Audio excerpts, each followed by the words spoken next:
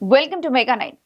తెలుగు సినీ ఇండస్ట్రీకి మకుటం లేని మహారాజు ఎవరంటే టక్కున మెగాస్టార్ చిరంజీవి పేరే చెబుతారు ఎవరైనా. ఒక సాధారణ వ్యక్తిగా తెలుగు చిత్రసీమలో కెరీర్ ని ప్రారంభించి అంచెలంచెలుగా ఎదుగుతూ నేడు టాలీవుడ్ కి గాడ్ ఫాదర్ అయ్యారాయన.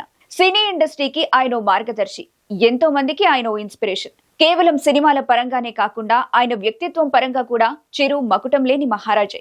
ఎన్నో సేవా కార్యక్రమాలు చేస్తూ కష్టకాలంలో నేనున్నానంటూ భరోసా ఇచ్చే గొప్ప వ్యక్తి. అందుకే మెగాస్టార్ చిరంజీవి అంటే అశేషమైన అభిమాన ఘనానికి కేర్ ఆఫ్ అడ్రస్.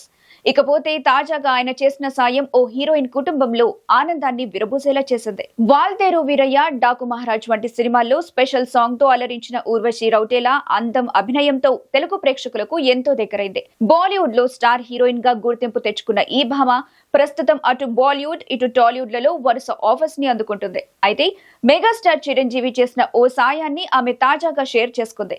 గత కొన్నాళ్లుగా ఆమె తల్లి సివియర్ హెల్త్ ఇష్యూస్ తో బాధపడుతుండగా ఆమె ట్రీట్మెంట్ కోసం కోల్కతాలోని ఓ ఆసుపత్రిలో స్పెషల్ ట్రీట్మెంట్ ఇప్పిస్తున్నారట. అయినప్పటికీ ఆమె ఆరోగ్యం ఏమాత్రం కుదుట పడకపోవడంతో మెగాస్టార్ చిరంజీవి సాయం కోరిందట ఊర్వశి రౌటేలా. దాంతో వెంటనే ఆమె తల్లి ట్రీట్మెంట్ కు కావాల్సిన అన్ని సహాయ సహకారాలను ఏర్పాటు చేశారట మెగాస్టార్. ఈ విషయాన్ని ఆమె సోషల్ మీడియాలో షేర్ చేసుకున్నారు.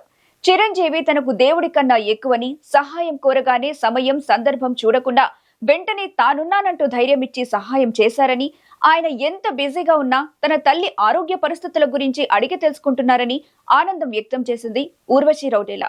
చిరంజీవి ఇచ్చిన భరోసా తన తల్లికి ఔషధంలా పనిచేసిందని, నిజంగా ఆయన దేవుడంటూ తన కృతజ్ఞతా భావాన్ని సోషల్ మీడియాలో పంచుకున్నారామె. ఇకపోతే ప్రస్తుతం మెగాస్టార్ చిరంజీవి విశ్వంభర మూవీలో నటిస్తున్న సంగతి తెలిసిందే.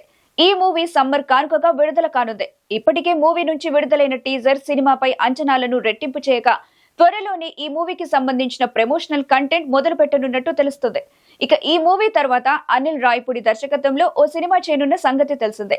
ఆ మూవీని వచ్చే ఏడాది సంక్రాంతికి విడుదల చేసే అవకాశం ఉన్నట్టు ఇండస్ట్రీ వర్గాల్లో గుసగుసలు వినిపిస్తున్నాయి.